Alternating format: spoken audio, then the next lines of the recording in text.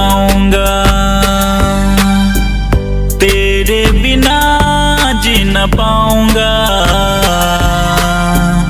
तेरे बिना मर जाऊंगा। तेरी जो बातें मैं न कभी भूल पाऊंगा। तेरे बिना जी न पाऊंगा,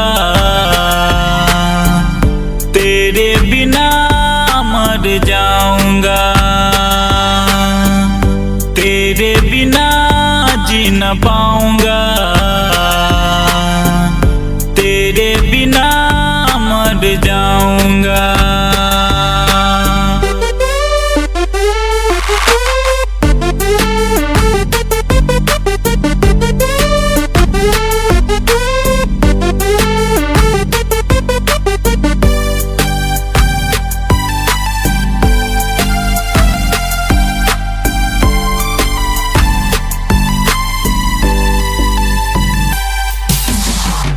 तेरी यादें हर पल सताती हैं, आँखों में आंसू भर आती है। बीती रातें कैसे भुलाऊं, कुछ भी समझ में आता नहीं है।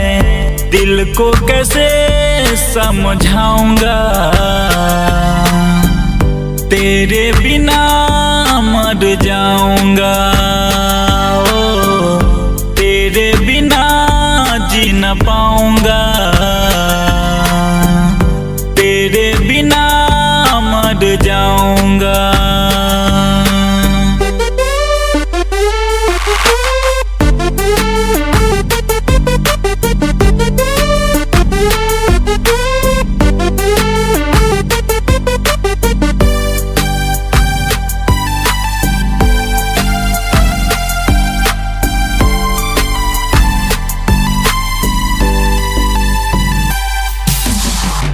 कैसे मैं तुझको समझाऊं, सांसों पे तेरी ही नाम लिखा है।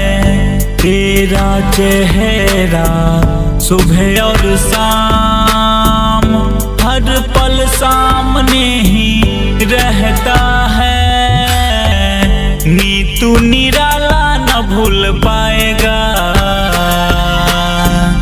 तेरे बिना मर जाऊंगा।